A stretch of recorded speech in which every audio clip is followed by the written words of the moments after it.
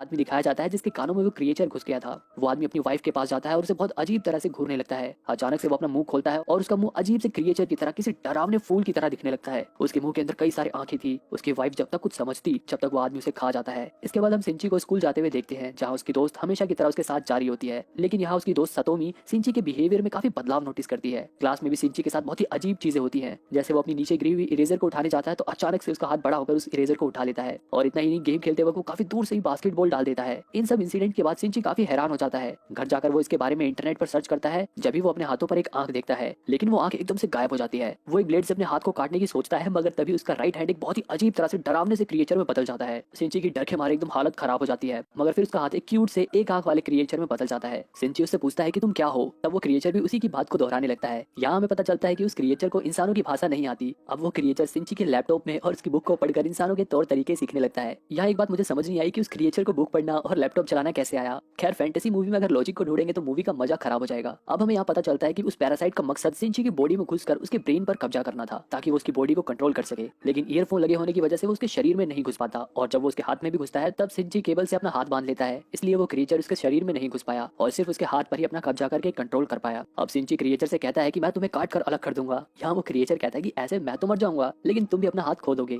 वो क्रिएचर सिंची को अपना नाम मिगी बताता है और सिंची को बताता है कि वो उसे कोई भी नुकसान नहीं पहुंचाएगा, क्योंकि उसे उसी की बॉडी में रहना है। आगे हम देखते हैं कि मिगी अब इंसानों की तरह बोलना सीख गया है, लेकिन वो सिंची के जरिए इंसानों और इंसानों की दुनिया के बारे में और भी जानने की कोशिश करता है। मिगी सिंची के स्कूल में हो रहे मार्शल आर्ट को सिर्फ देखकर ही सीख लेता है। अब धीरे धीरे सिंची और मिगी के बीच में कनेक्शन बन जाता है। दोनों एक दूसरे के साथ घुल मिल जाते हैं, एक दूसरे के अच्छे दोस्त बन जाते हैं। दूसरी तरफ हम देखते हैं कि इस शहर में जिन जिन लोगों के शरीर में पैरासाइट घुस गए थे, वो अजीब तरह के क्रिएचर में बदलकर अपना आतंक फैला रहे थे। वो क्रिएचर बाकी नॉर्मल लोगों को खाने लगते हैं।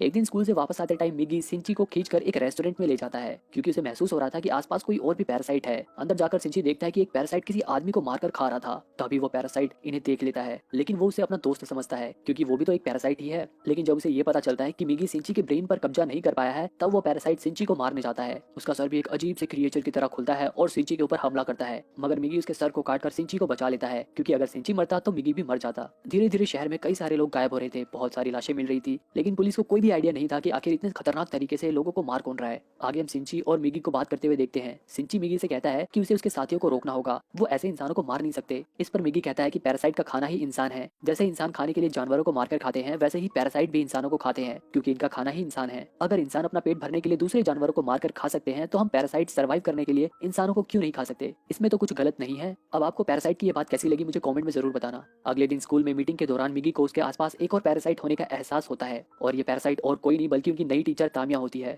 वो भी सिंची को पहचान जाती है, क्योंकि उसके भी शरीर में एक पैरासाइट था। स्कूल के बाद सिंची उनसे मिलने जाता है, जहाँ वो उसे कहती है कि मुझसे डरने की कोई जरूरत नहीं है, मैं बस यहाँ पर इंसानों के रहन सहन के ऊपर स्टडी कर रही हूँ। इसके बाद वो उसे दो और लोगों से मिलवाती है जिनके अंदर पैरासाइट थे, जिनमें से एक स्कूल का स्टूडेंट था जिसका नाम सिमादा था, और दूसरा एक पुलिस ऑफिसर था जिसका नाम मिस्टर ए है। वो सिंची को बताते हैं कि ये लोग एक नेटवर्क बनाकर इंसानों पर स्टडी कर रहे हैं। वो एक्सपेरिमेंट के तौर पर मिस्टर ए के बच्चे की मां बनने वाली है। वो बताती है कि उन दोनों के पैरासाइट होने के बावजूद उनका बच्चा एकदम नॉर्मल इंसान है। अगर वो चाहे तो यहाँ इंसान बनकर छुप कर रह सकते हैं, बस उन्हें जिंदा रहने के लिए इंसानों को खाना होगा। वो मिगी को भी अपने नेटवर्क में शामिल होने को कहती है, लेकिन मिगी इनकार कर देता है। वहाँ से जाते टाइम मिगी सिंची को मिस्टर ए से थोड़ा अलर्ट रहने को कहता है, क्योंकि मिस्टर ए को ये पता चल गया था कि रेस्टोरेंट में जो पैरासाइट था उसे इन्हीं लोगों ने मारा था। एक दिन स्कूल से आते टाइम सिंची मिस्टर ए से टकराता है। मिगी सिंची को उसे बिना नजरें मिलाए चुपचाप वहाँ से चलने को कहता है, लेकिन मिस्टर ए के इरादे कुछ ठीक नहीं लग रहे थे। तभी अचानक मिस्टर ए का मुंह भी एक क्रिएचर की तरह खुलता है और उनके ऊपर हमला कर देता है, लेकिन मिगी भी कम नहीं था, वो उनसे डटकर सामना करता है। मिगी के इशारे पर सिंची मिस्टर ए के पेट में एक रोड घुसा देता है और मिस्टर ए मारा जाता है, क्योंकि मिस्टर ए को तो ये मालूम नहीं था कि मिगी सिर्फ सिंची के हाथों पर ही कंट्रोल कर पाया है और सिंची का दिमाग अभी भी उसके कंट्रोल में है। अब सिंची घर जाता है और उसे काफी गिल्टी फील हो रहा था, क्योंकि उसने खून कर दिया था। लेकिन उधर हम देखते हैं कि मिस्टर ए अभी पूरी तरह से मरा नहीं था। उसके अंदर का पैरासाइट वहां से गुजर रहे एक और इंसान की बॉडी में घुस जाता है, और ये इंसान और कोई नहीं बल्कि सिंची की मॉम थी। कुछ देर बाद मिगी सिंची को फिर से उठाता है और उसे कहता है कि कोई और भी पैरासाइट हमारे पास आ रहा है और ये बहुत ही ज्यादा खतरनाक है। सिंची नीचे जाकर देखता है तो गेट से उसकी माँ अंदर आते हुए दिखाई देती है, जिनकी बॉडी पर अब पैरासाइट ने कब्जा कर लिया था। मिगी सिंची से कहता है कि अब उनके पास और कोई चारा नहीं है, उसे अपनी माँ को मारना ही होगा, नहीं तो वो इन्हें मार डालेगी। लेकिन सिंची ऐसा करने से मना कर देता है। जब भी उसकी माँ का सर भी एक अजीब तरह के क्रिएचर की तरह खुलता है और सिंची के ऊपर हमला कर देता है, जिससे सिंची की छाती में बहुत ही गहरी चोट लगती है। इसके बाद वो यहाँ से चली जाती है। अगले दिन हम देखते हैं कि सिंची एकदम सही सलामत था, जैसे उसे कुछ हुआ ही नहीं था। वो ठीक हुआ क्योंकि मिगी ने अपने सेल से सिंची के हार्ट में हुए छेद को भर दिया था। अब सिंची का सिर्फ एक ही मकसद था, अपनी माँ को ढूंढकर मिस्टर ए के पैरासाइट को खत्म करना। सिंची अपनी माँ को काफी ढूंढता है, लेकिन उनका ठिकाना उसे नहीं मिलता। वो तामिया से भी मिस्टर ए के ठिकाने के बारे में पूछता है, लेकिन तामिया उसे कुछ नहीं बताती। सीन बदलता है और हम देखते हैं कि काफी काफी जांच पड़ताल के बाद पुलिस को रेस्टोरेंट में और मिस्टर ए की बॉडी के पास सिंची के फिंगरप्रिंट मिलते हैं, जिसकी वजह से उन्हें उसके ऊपर शक होता है और वो उसे पूछताछ करने के लिए उसके घर जाते हैं। लेकिन यहाँ उन्हें कोई ठोस सबूत नहीं मिलता, इसलिए वो यहाँ से चले जाते हैं।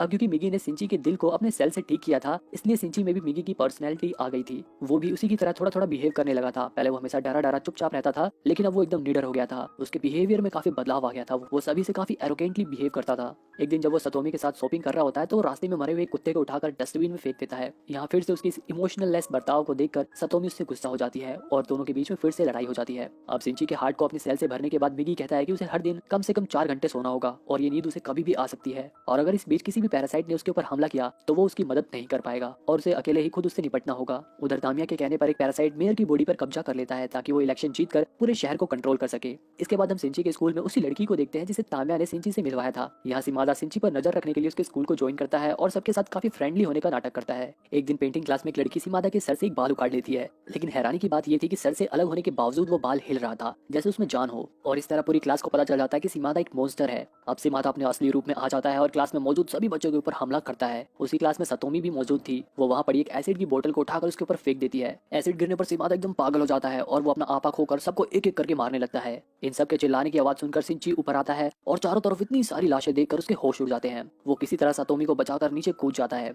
तामिया भी आकर देखती है कि सिमादा एकदम बेकाबू हो गया है और इन पैरासाइट्स का राज सबके सामने खुल ना जाए, इसलिए वो उसे मारने के लिए उसके ऊपर एक एक्सप्लोजिव फेंक देती है। लेकिन एक्सप्लोजिव फटने के बावजूद भी सिमादा जिंदा रहता है और वो स्कूल की छत की तरफ बढ़ता है। पुलिस भी वहां आकर उसके ऊपर गोलियां चलाती है, मगर सिमादा उन्हें भी एक एक करके मार डालता है। इधर सिंची को पता चलता है कि सिमादा स्कूल की छत की तरफ बढ़ रहा है। इसके बाद सिंची भी उसके सामने वाली बिल्डिंग की छत पर चढ़ जाता है और मिगी को एक धनुष बनाकर सिमादा के ऊपर एक रोड से हमला करता है। तीर की तरह वो रोड सिमादा के शरीर से आर पार हो जाती है, जिससे उसकी मौत हो जाती है। इसके बाद तामिया सिंची से मिलती है और कहती है कि उसे कुछ दिन के लिए अंडरग्राउंड होना पड़ेगा क्योंकि उसकी डिलीवरी का समय नजदीक आ गया है। यहाँ वो जाते जाते मिस्टर ए का एड्रेस सिंची को दे जाती है क्योंकि मिस्टर ए ने उसकी माँ को अपना होस्ट बना लिया था और उस पर कब्जा कर लिया था, और अब तामिया भी एक माँ बनने वाली थी, इसलिए उसके दुख को, उसके दर्द को समझ सकती थी। अब एड्रेस लेकर सिंची सीधे मिस्टर ए के ठिकाने पर जाता है। वहाँ मिस्टर ए अभी भी उसकी माँ की बॉडी में था। यहाँ अहम मौके पर मिगी को नींद आ जाती है, मगर सोने से पहले वो अपने आप को एक हथियार में बदल देता है। अब यहाँ सिंची और मिस्टर ए के बीच में बहुत ही भयानक लड़ाई होती है। हालांकि मिस्टर ए सिंची के ऊपर भारी पड़ रहा था, मगर किसी तरह थोड़ी देर के लिए सिंची की माँ अपनी बॉडी को कंट्रोल कर लेती है और मौका पाकर सिंची उनका सर धड़ से अलग कर देता है और उन्हें मारकर वो मिस्टर ए के पैरासाइट को भी खत्म कर देता है। दूसरी तरफ हम देखते हैं कि जिस मेयर के शरीर में पैरासाइट ने कब्जा कर लिया था, वो मेयर अब इलेक्शन जीत जाता है और अब वो पूरे शहर को कंट्रोल कर सकता था।